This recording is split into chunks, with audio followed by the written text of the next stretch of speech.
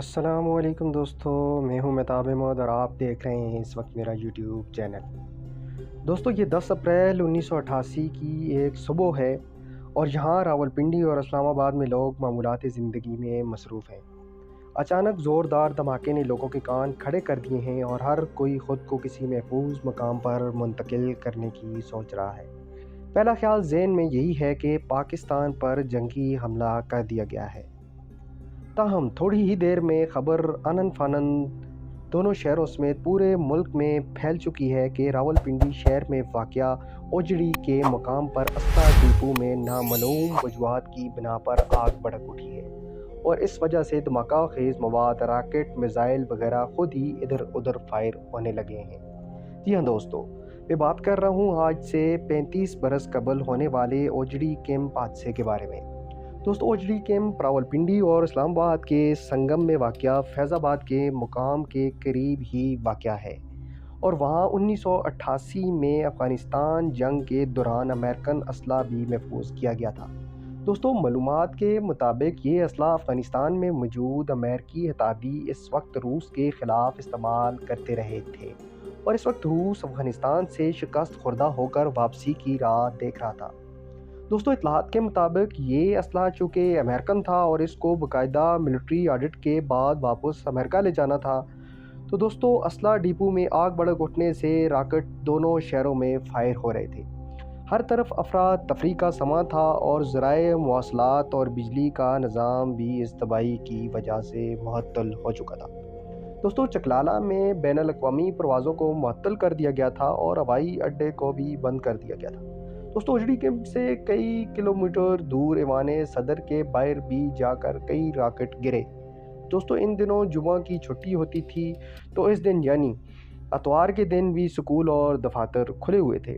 धमाके के फौरी बाद स्कूल और दफातर को बंद करने का नोटिफिकेशन जारी हुआ और जहाँ जहाँ इत्तला पहुँची सरकारी काम रोक दिए गए और जहाँ नहीं पहुँची वहाँ भी काम तकरीबन रोक ही गए।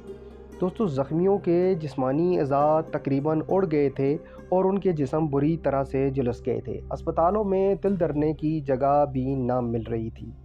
फ़ौजी दस्तों ने इलाके को घेरे में ले रखा था और इमदादी कार्रवाइयाँ अरूज पर थीं। दोस्तों, इस दौरान एक खबर मिली कि एक साबिक वफाकी वज़ीर खकान अब्बासी, जो शायद खकान अब्बासी के वालिद थे, इन रॉकेट फायर्स के नतीजे में जंबाक हो चुके हैं। दोस्तों, उस वक्त पाकिस्तान में जनरल ज़िया उल हक का दौर था और वज़ीर-ए-आज़म मोहम्मद ख़ान जनेजो थे, जो कराची में किसी सरकारी काम की वजह से एक दौरे पर थे। वो वहाँ से फ़ौरन इस्लामाबाद रवाना हुए और उन्होंने वाक़ये की मुकम्मल तहक़ीक़ात का हुक्म दिया और 3 रोज़ा मुल्की सोग का ऐलान भी कर दिया।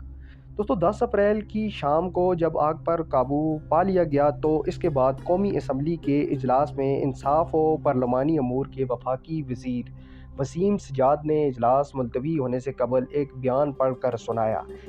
फ़ौज के बारूद के ज़ख़ीरे में इस वक्त इत्तफ़ाक़िया आग लग गई थी जब एक ट्रक से बारूद को संभाला जा रहा था।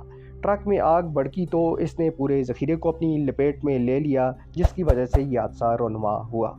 तो दोस्तों, इस वाक़ये में तकरीबन 58 से ज़ायद अफराद हलाक हुए और 800 से ज़ायद अफराद ज़ख्मी हुए थे।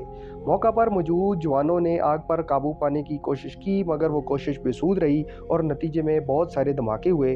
बाज़ रॉकेट वगैरह जुड़वां शहरों के कई इलाकों में जा गिरे, जिससे भगदड़ मच गई और जानी और माली नुकसान काफ़ी तादाद में हुआ था।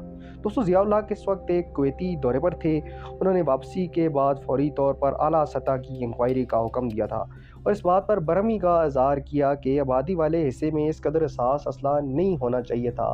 हालांकि उनको पता होना चाहिए था और शायद उनको पता था कि यहाँ पर असले का डिपो है। बहरहाल उन्होंने सियासी बयानात कुछ इसी तरह के दिए और इस तस्वर को भी ज़ायल करने की कोशिश की कि ये असला अफ़गान जहाद में मुजाहिदीन को दिया जा रहा था।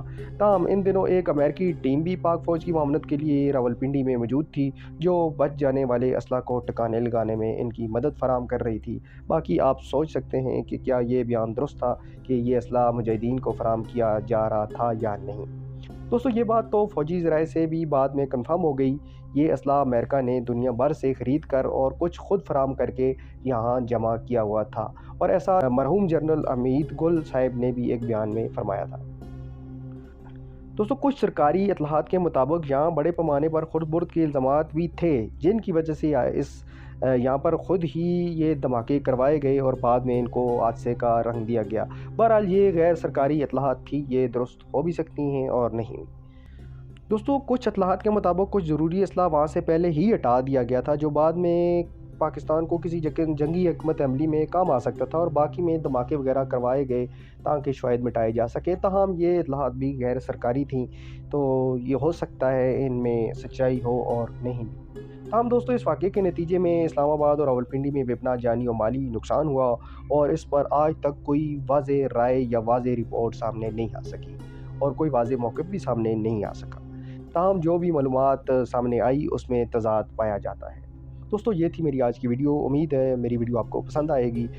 अगर आपको किसी भी ऐसे वाक़ये के रिलेटेड कोई वीडियो जाननी है तो मुझे कमेंट करें, मैं आपके लिए वीडियो बना दूँगा। तो मुझे दीजिए इजाज़त, नेक्स्ट वीडियो तक के लिए अल्लाह हाफ़िज़।